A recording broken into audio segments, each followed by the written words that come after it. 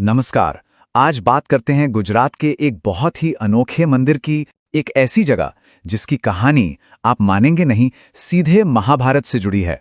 जरा सोचिए, एक ऐसा मंदिर जो दिन में 2 बार गायब हो जाता है। हाँ, सच में, समुद्र से निगल लेता है और फिर वापस लौटा देता है ना कमाल की बात। यही तो इस मंदिर का सबसे बड़ा रहस्य है। तो ये मंदिर है गुजरात में, भावनगर के पास कोलियाक बीच पर मजे की बात यह है कि ये बीच पर नहीं है, ये तो समंदर के अंदर है। और वहां तक पहुंचने के लिए पता क्या करना पड़ता है? लगभग 1.5 किलोमीटर समंदर के पानी में चल के जाना होता है। और ये जो सफर है ना, ये तभी हो सकता है जब समंदर में लो टाइड हो, मतलब जब पानी उतरा हुआ हो, क्योंकि जैसे ही हाई टाइड आता है, मंदिर गायब, पूरी तरह से पानी के नीचे। तो सवाल ये उठता है कि आखिर समंदर के बीचों बीच ये मंदिर बनाया ही क्यों गया? चलिए अब इसके पीछे की कहानी जानते हैं। तो इसकी कहानी शुरू होती है एक जंग के बाद, और उस जंग के विजेताओं के दिल में जो बोझ था उससे। हम बात कर रहे हैं पांडवों के दुख की। ये कहानी है महाभारत के महायुद्ध के ठीक बाद की। जंग तो खत्म हो गई थी, पर जो असली लड़ाई थी वो तो पांडवों के मन में शुरू हुई थी। जीत तो गए थे वो, पर इस जीत की कीमत बहुत भारी थी।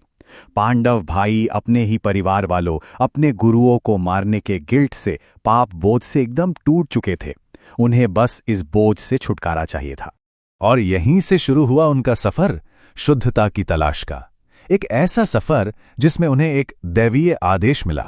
तो अपने मन की शांति के लिए, अपने पापों से मुक्ति पाने के लिए वो सब गए भगवान शिव के पास। उम्मीद थी कि वही कोई रास्ता दिखाएंगे। और भगवान शिव ने उन्हें कह सकते हैं एक शर्त रखी, एक रास्ता दिखाया। उन्होंने कहा, एक काली झंडी और एक काली गाय लो और उनके साथ पूरी धरती का चक्कर लगाओ।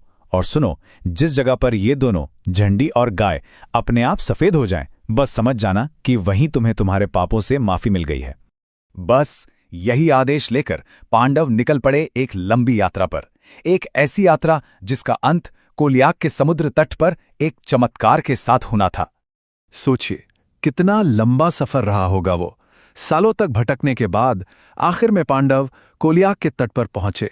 थके हुए थे, निराश भी हो रहे होंगे, पर उम्मीद अभी बाकी थी, उस एक इशारे की, उस एक संकेत की। और फिर जैसे ही उन्होंने वहां कदम रखा, वो हो गया एक चमत्कार।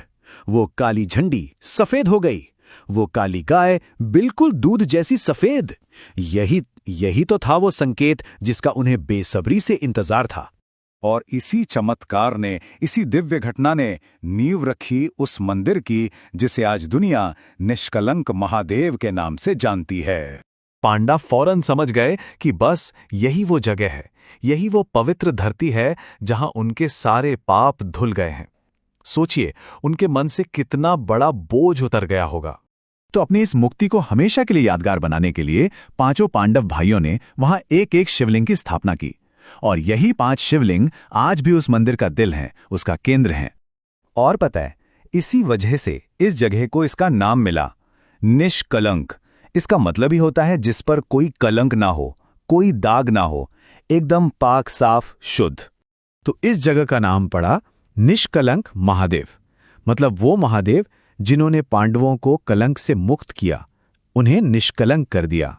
और ये कोई सिर्फ कहानी नहीं है, आज भी वो 5 शिवलिंग वहीं हैं, उनकी पूजा होती है।